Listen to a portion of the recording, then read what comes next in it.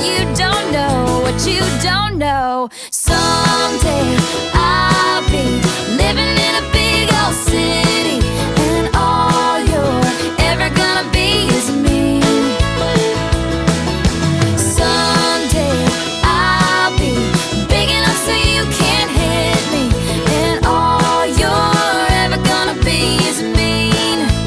Why you gotta be so Mean. Good old Taylor Swift right here on Dan RadioStyle. Hope everybody out there's having themselves a great day.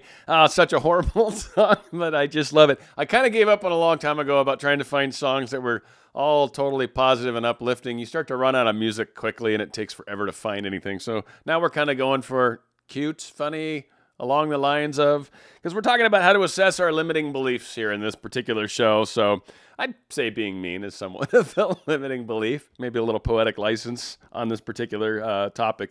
But this came up actually from a show I did, I don't know, I think 2 days ago. I don't remember. Everything's a blur right now of all the stuff going on in my life. And it was like a little micro focus. It was one of the steps, and I sort of talked about it briefly, but I'm like, I really should do more on this concept. So a lot of us are maybe not sure how to tell what's kind of getting in our way. What's our brake? What's our handbrake, right? What's the thing we're doing that's slowing ourselves down? If it's taken a while for whatever case, I mean, there's circumstances that vary for all things. So it could be a reason why it's taken a while, right? Maybe they're on some pilgrimage thing that's going to take 3 years, and it's just the way it is, right? Like, so, whatever. So how do we assess our limiting beliefs? How do we figure out what's stopping me? What's slowing me down? What's getting in my way? And frankly, one of the things that helps is kind of paying attention to what's going on around you, what you're noticing.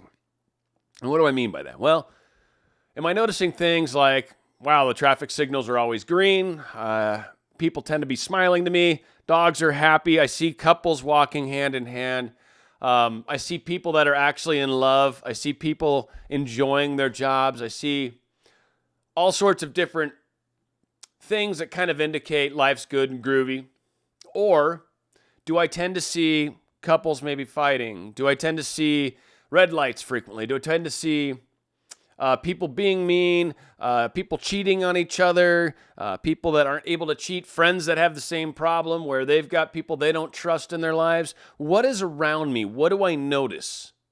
What patterns are visible in my life? Everyone loves to talk about us pushed out. It's not something I'm overly fond of. I get it. I think it's something that's kind of used really oddly. So in my mind, this is very much what it truly means. And this is where I think us pushed out is, right? I don't think it's making other people become puppets and be like, you are a horrible person, and that's me pushed out. No. Us pushed out is the energy that we send out, and it is what we create. So the fact that so-and-so did talk to you like that is because your vibration is such that it's inviting somebody to come in and talk to me like that. Who's willing? You can do it? Cool. I need you to do it because my energy is so messed up. I need that experience. I'm asking for that experience. Please do that for me. That is me pushed out. That is my energy asking for things to occur to me. So what's happening around us is a movie screen of what's going on inside of yourself. As within, so without. It's truly that way. Now, you can believe that or not believe that. All I can do is share what I've experienced and what I've seen in many people. So there's something to this for sure.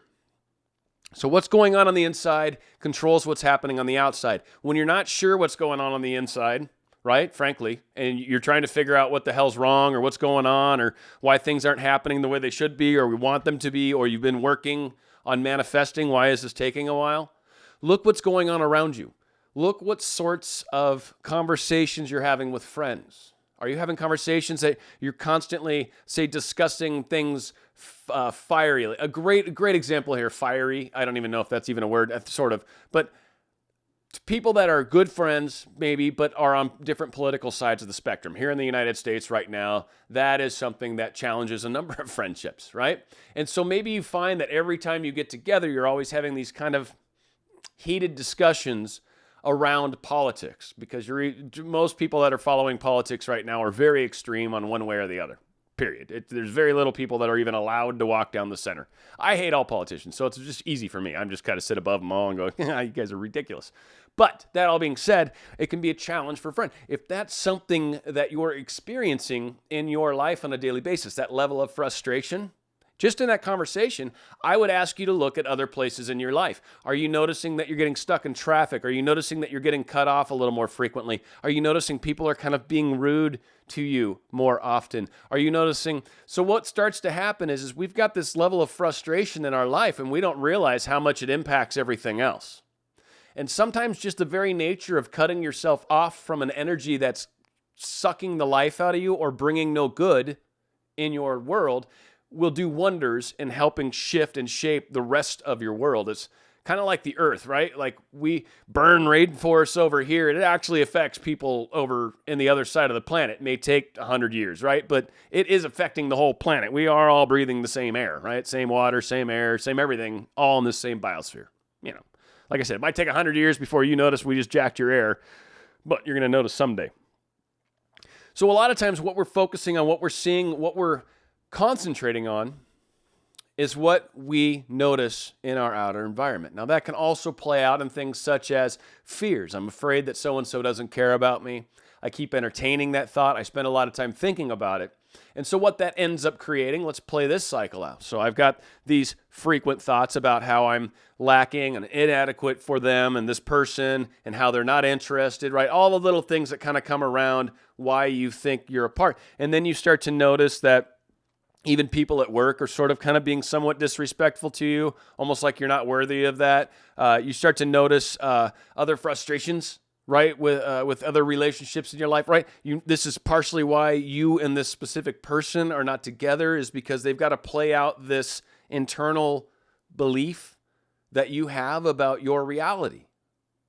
Like all of us have this stuff going on inside of us, and when we notice things around us aren't going well, you look at it and you're like, okay, there's something inside of me that needs some healing, needs some love, I need to look at this belief and reshape it. You know, maybe I believe that all people, like I've said before, for me, all women are, you know, I can't trust them, right? That was one, I had trust issues for sure, right? And I felt that all, you know, women can't trust. And then you start to attract non-trusting women to you. It's not that all women are that way.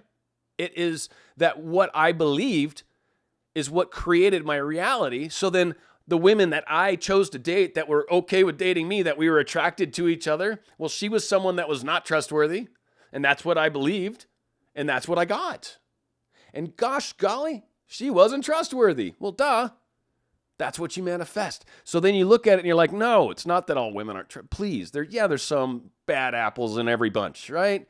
But no, most really are awesome. Most people are really good. And you start to shift that belief. It's kind of like when you have doubts, whenever you're trying to manifest, you do the same thing. You start to shift your thinking, and that changes your reality. So I frequently talk about how law of attraction is great and it attracts stuff to us. And certainly a lot of people are interested in the relationships.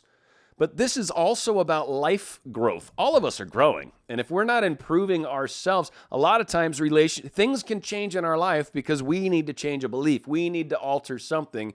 And we're being presented with the opportunity to keep doing it. And we don't want to. So it keeps happening.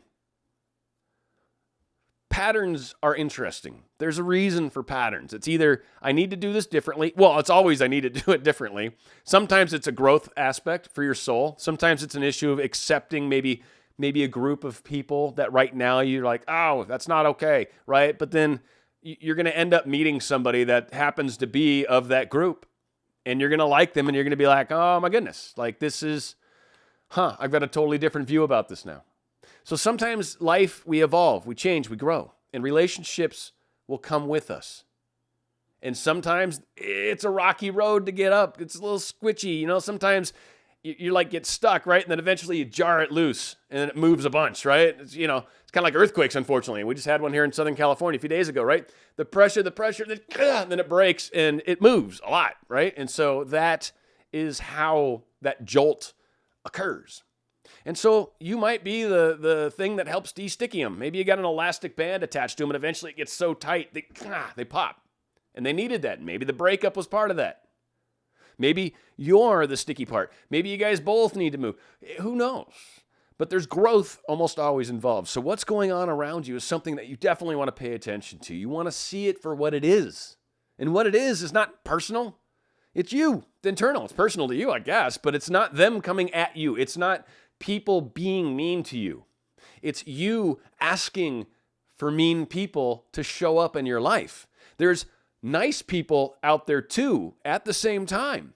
And when you turn your I need mean people thoughts within around, right? When you change that internal thinking, I don't want mean people are no longer needed now. I'm using a really broad example, right? I no longer need mean people to show up in my life. Boom, instantly, literally, bam. And I'm going to drive down to the coffee shop right now because I just finally decided I'm done with this. I get it. I finally learned. It finally makes sense. Oh my God, I've been doing this because, I've had this hatred towards whatever, right? I don't know. So you go down to the coffee shop, instantly you're seeing nice people. Hey, how you doing? Oh man, that's a really cool color on you. You're like, what the hell? Nothing's different other than I changed my internal thoughts. Now your filter, it goes like a different filter now, right? Like different, oh, and now all of a sudden, instead of the mean people, they're like invisible now, kind of, and you're just like, oh, I see all these like nice people. It's truly like that. What is going on inside of us is what is controlling the outside of us. Us pushed out, yes, it's what we're requesting.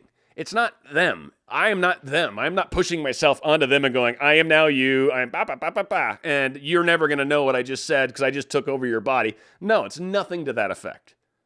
I'm attracting someone to be ugly to me, and that person is perfect and was willing to do it. Higher selves, remember, higher selves are always talking to each other. Hey, this is what anyone can help. Yes, perfect. I need this experience right now. He's begging for it. I don't know why he wants some jerkhole to walk up to him and say something horrible. But can you do it? Sweet. Come on in. That's it. It's us. 100% us. We control this. You don't like what you're experiencing. Look what's going on inside. You're upset about something. You're mad about something. That's turmoil. Any sort of anger, turmoil. That's why we always say, love yourself, be happy, think of good things. Come to a place where you're not focusing on anger, on things that make you angry, on talking to that friend about politics. Maybe to say, you know what, no more politics. I love you. Our relationship's way too important. We cannot let politics divide our friendship or family for that matter, right? That certainly happened. Happened to mine. Anyway, these things can be changed by us, by changing and altering how we feel, what's going on inside of us. It projects outward from there, and in often cases, instantly. What we are focusing on is what we create. I hope this helps in a huge way, because this is really, for me, this is why I love waking up every day. I can see exactly where my soul's at relative lately I've been tripping. I mean, literally, it's just green lights often. And it's just I talk about them frequently, so that helps. But it's just really cool. It was happening to me when I was in Minneapolis. I'd be pulling into weird random, there was no traffic there. It was no cars. It was huh? And I'd literally hit a light and it would be already turning green right as I was approaching it. It's that is awesome. So, it's good times. It's good times. So just keep noticing what's going on, and it gives you a little indicator, and you can adjust as necessary. Sometimes just keep doing what you're doing. If it's working and you're happy and you're not really everything seems to be going in the direction I need, bam, just keep doing what you're doing. And that, again, perfect way to assess what's going on is by, noticing what's going out, right? So we're going out with a great song. This is, by the way, I just got to make fun of this kid really quick. I apologize. He's super wealthy, so I think he can take it.